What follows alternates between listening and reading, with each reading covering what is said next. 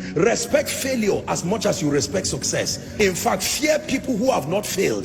They are too innocent to counsel you. There is a requisite level of failure you must carry as a badge to balance your understanding in counseling people. Believe me, anybody who comes to you with 100 over 100 is still a child in the school of success. There is a requisite scar that gives you a balanced perspective. Have you failed enough to be able to talk to me? Don't tell me all the stories. I just prayed and the person was healed. I just spoke and they gave me an auditorium. You are not the person to counsel me. I respect you. Carry your results until you learn the other side of life. My goodness, there are people that have failed enough and they can talk to you. When they talk to you, they utter from their pain. Their pain has been turned to wisdom.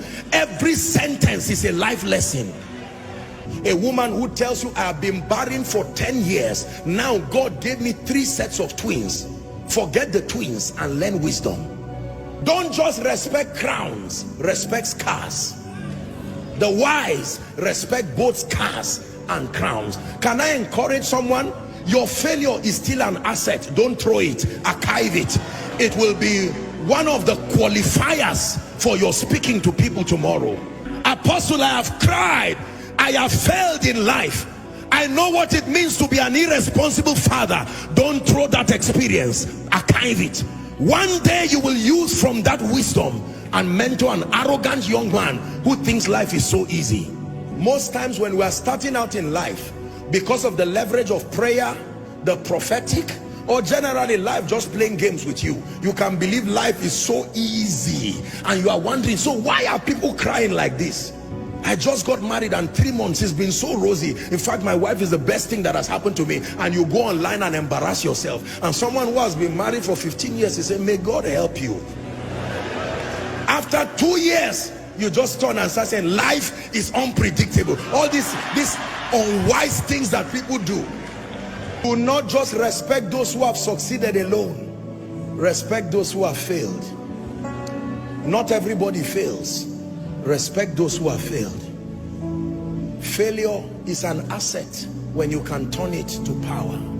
Paul said, let no man trouble me. It is not only anointing that I have, there are scars. Gentlemen, don't just look for those who live in mansions. Go and look for mama and let her teach you the secret of happiness in a hut. There is something you need to learn, because the money you think will come from the mansion, you will be surprised. You don't know the depression and the drugs that surround those mansions. Sometimes you need to learn from both a king, but you need to learn from the slave that is in his palace. There is something the slave can tell you that even the king does not know. The slave is the one who cleans the palace. He knows what he has seen there. Why will the Lord speak to a young virgin through an angel and says, Mary, you are highly favored? And the next thing that follows that woman is pain, controversy. There was nothing in the life of Mary that I have seen that looked like favor. An angel comes from heaven and says, you are highly favored. I would expect the king to call her and say, I had a dream. There is free land for you. As soon as Jesus is born, you become tax-free. That sounds to me like favor. So God calls scar favor. He calls controversy favor. He calls pain favor. Why would you say a woman is high? God is speaking to someone.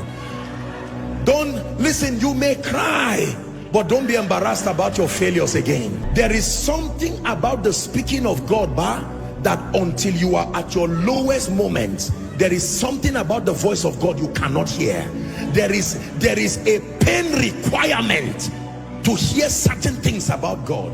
Tonight's message is very deep. For some of you, you really will not understand it this night. You are too innocent. You have been shielded by the sacrifices of others. You may not really understand this.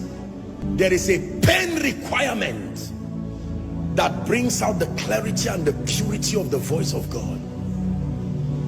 There is a way a man of God fails and fails and fails in ministry, that he goes back and he says, Lord, teach me.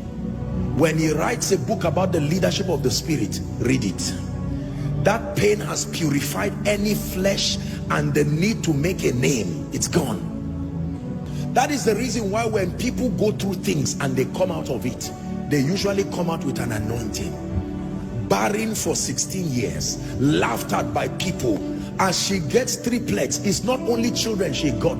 The day she speaks over you, she will terminate barrenness in a moment, because every time she sees you, like the high priest, she's touched with the feelings of your infirmity. Let me tell you the truth. You see, many of you see today that I pray for people and I'm just speaking and you see the power of God. It's not only prayer and anointing, no. There is a pain requirement that has reached down to the bowels of power and has drawn genuine, authentic spiritual power.